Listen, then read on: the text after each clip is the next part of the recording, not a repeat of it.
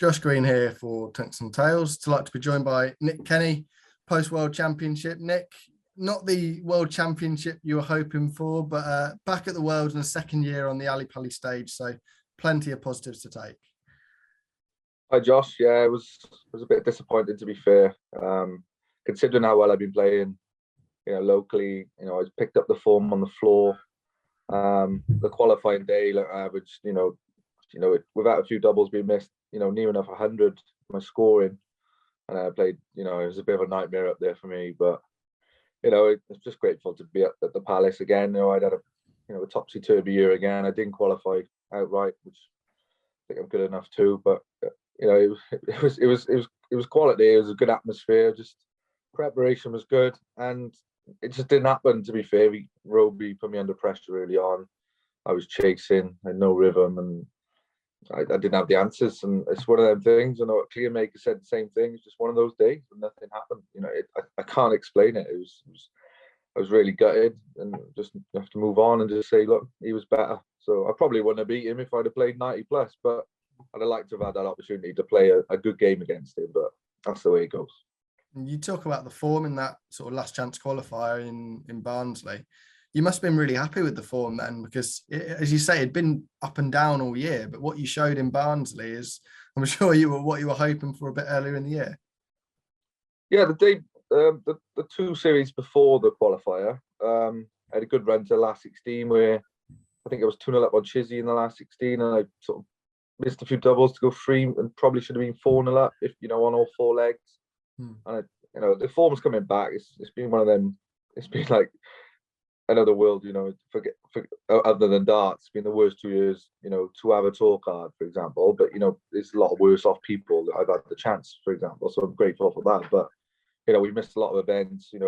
We didn't play between March and July only for the home tour, where I lost all the weight, and then I lost the weight of the darts because I lost all the weight, and I had new darts and gone back to my old one. So I've been sort of playing with different setups and trying different things, and I never do that. People that know me, I've only ever had, well, it was my 3rd set of darts in my life. So I've gone back to my the Qschool 2020 and the BDO the year before them darts, and I've probably put a bit of weight back on, and I've started playing well with them. So yeah, the game against Chizzy was when I thought I let slip, but I was starting to find that form again. When my first start was dropping in the top of the treble 20. And I was really, the 2 games before I beat Alan Soutar, obviously in our group, and it was a very good game, and I beat Steve Brown in a good game, all 90 pluses. And then against Chizzy, I just, a couple of doubles here or there. It wasn't great, but it was at the high 80s average. And the qualifying day then, and build on sort of when the pubs are open and I'm playing local Super League, county. I'm averaging 29-30 mostly. Yeah. And the qualifying day, it was great. The game against Edgar, maybe I did get a bit lucky. However, when I went 3-1 down, I must have averaged 125, 126 the 3 legs to come back to 3-all and go 4-3 up. But you take your chances, and I think I deserved, in the end, to get through based on my scoring power. But that's what was so gutted then at the Palace. But it all, that's why I'm a bit confident going into Qschool, because just got to shut off that one game on the stage and prepare now, and like treat it like a pro tour. The 4 days at Qschool, like a super series. And I'll be happy, to pick up some good points, some good runs, and see how we go from there. And just on the World Championship, obviously last year you played without a crowd, your debut at the Palace. This year it was very different, predominantly English crowd as well. I know lots of the foreign players, with that being Welsh, the Scottish, obviously got a lot of stick throughout the tournament. What was it like for you playing in an atmosphere I'm sure was a little bit different to some you've had before? Yeah, obviously I played at Lakeside, and it's obviously a bit of a more respectful crowd and very big crowd, but not as raucous. But a Saturday night primetime TV, it was very different. The biggest crowd in the PDC I played in again, and in front of, was I think it was stage 2 at the UK Open my first year, where I played awful against Bradley Brooks. But the crowd didn't really affect me. I don't know what it was. I don't know if the crowd themselves, maybe it was the noise and playing in a different sort of noise atmosphere, but it didn't I thought it might have affected me a bit more, but I didn't feel that was the reason that I played so bad. It was just something didn't click. it was like they weren't there sometimes, but it was good. It was special. Like it was something I wanted to do and experience, which is good. Obviously, didn't get the result or play anywhere near like I can, but it's something that my bucket list sort of in life. So I played in front of a raucous alley pally crowd.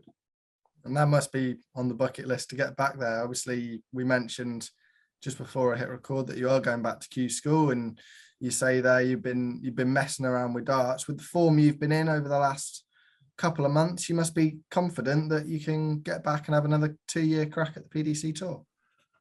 100%. When I'm looking at the day I qualified for the PDC last time around, that day I had where that game against Jim Williams 100 plus, and then Scott Taylor with 110. The game's there. Just getting our first start in the treble and built a big 180 hitter once that first start goes in. And my scoring's very good. Yeah, there's no reason why I can't get a tour card back and have another 2 years and kick on from there. Qschool is a lot of talented people. But I could average 96 in one game and come up against 99. So you will need a little bit of luck. But, I am confident that with my form, I could pick up enough points or go on one of them mad runs on one of them days where you need to do it last chance or so to speak. So I am quite confident that I'm going to have a good Qschool. The qualifier, as I said, I was in the high 90s for most of the day, and I was looking at my form, and it's over 90, and I think if you're over 90 average, you've got a great chance of getting through Qschool. Yeah. And will it be a little bit different to how it was last time? You go into Qschool this year with 2 years of Pro Tour experience. You know what it's like to play against the best players in the world. Obviously, this is sort of the second tier as such of the PDC. So do you think you're better equipped to deal with Qschool this year? Definitely. Obviously, two more worth of your experience, under my belt. Obviously, last time I went into Qschool, I was on a bit of a high from my 2019, being the number one in the sort of the amateur side of it, the WDF, and I wasn't sort of used to playing against them big boys. But obviously, you're losing a lot on the PDC Tour. You can't hide from that. But you are equipped and you are experiencing, these tight games, and what you have to do next time. You're always learning. So the end of it, I think I am more experienced and I'm more confident now, knowing that I've been through that scenario before. I've done things last minute to qualify, so whatever happens, I could go into day 4 needing to get through, and I know I've got it in the bank to do it, and I know I'm consistent enough. If my game, against, no offense to the people at Qschool, but I've been playing against people a lot better all year, so there's as long as I keep my my confidence high and don't get too down in the dumps about what's happened in the past, I believe that I can get through. Yeah, definitely. I mean, obviously, we'll both be hoping that you'll get through Qschool in a couple of weeks' time, but there are plenty of other options in darts now, whether that be the WDF, amateur dart circuit was mad, challenge tours obviously an option. There's plenty more options for darts players that are going to Qschool and then won't get a tour card, aren't there? Yeah, take 2 years ago, obviously we didn't know what was going to happen, but we knew that the BDO was on his last legs, and we didn't really know the shape that WDF was taking, and that was that. Obviously, the online league has come in. Mm-hmm. WDF has now been picked up with Nick and Richard, and it's got a good structure to it. Obviously, I was disappointed the Lakeside isn't going ahead at the moment, but the more they build on it, the more chance they've got of securing a nice venue and selling tickets to a good audience. But yeah, the online league, if I wasn't to get, I'd go straight to Challenge Tour if I didn't get a tour card, and then I'd try and build on that, to try and get as high up, and what it's like. To be fair, I can't see many of the 128 dropping out if I do get a card. I just think that would be my luck if I was top of the Challenge Tour or close. It'd be 128 tour card holders there, but you never know. But that's the options. If I don't get a card, obviously my focus is to get a card, and if I don't, then I've got the Challenge Tour, I've got the WDF.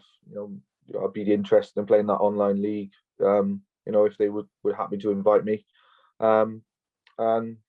and also, I've seen that is it Adam Hunt's brother Scott Northeast Darts. He's teamed up with Steve Brown for a lot of tournaments, and Bristol's like, it's closer than Cardiff Airport, Bristol Airport for me in terms of getting there. So Bristol's just 20 minutes away really. So I'd be involved in that if the dates were right and things went well. So yeah, there's so many options, and whatever happens, I don't get my card, for example, this time round, I'll be back anyway. It's definitely I'll be back in the future if I don't. So 100%. I mean, I'm sure you were watching plenty of the World Championship. Unfortunately, we didn't get to see.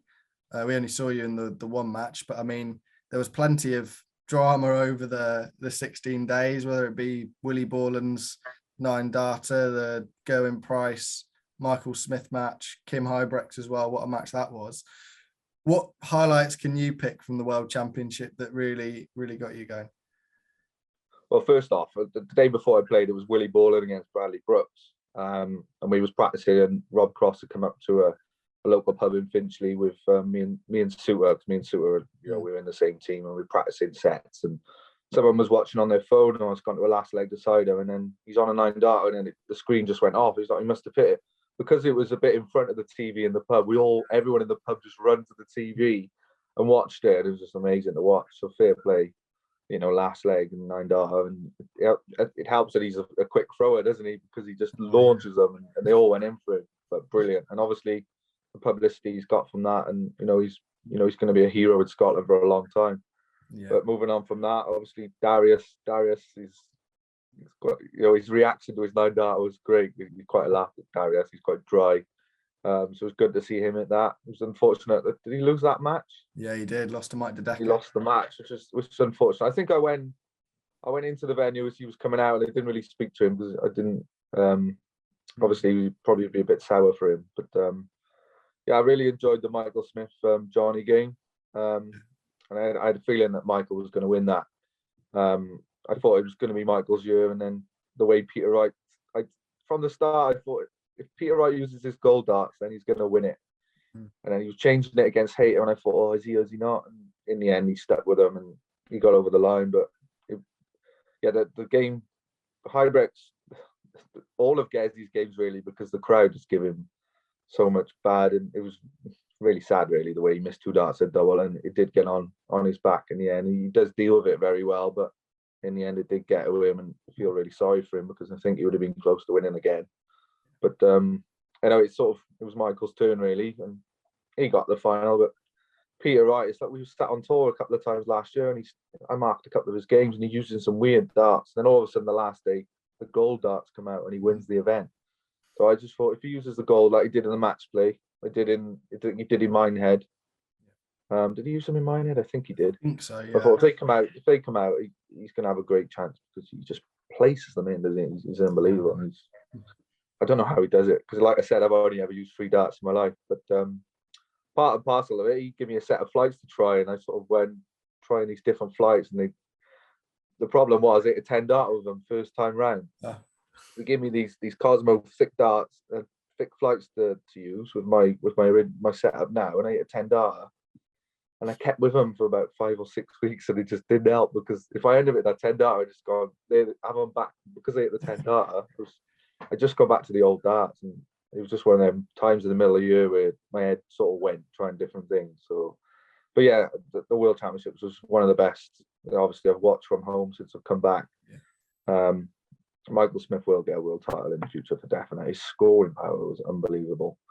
But that's the thing. Darts is so hard, I think I'm good enough to be in that 128, but I'm not in it, and I might not get in it.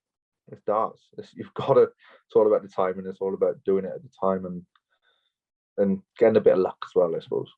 You mentioned Alan Soutar there, who's obviously in the same management stable as yourself. He had a terrific run and some terrific matches. That match against Mensur Suljovic is the one that springs to mind. You say you've spent a bit of time with Alan, and he must be a hero going back to Scotland now.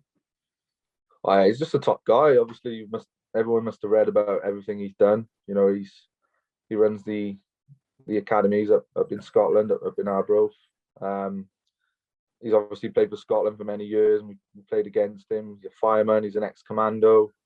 I just sit there and listen to some of his stories. Sometimes I think, wow, and he just doesn't really. He's just very grounded, really, and just gets on with it. But, yeah, it was nice.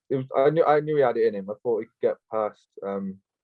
I think I might have underestimated Diego a little bit, but in the end, he got over the line with him. But he didn't know how to react to the crowd either. But in the end, he got over the line, and I knew he could beat Sulovic, but didn't start very well, and that's the way it goes. Obviously, the crowd were on his back, but in the end, what a comeback!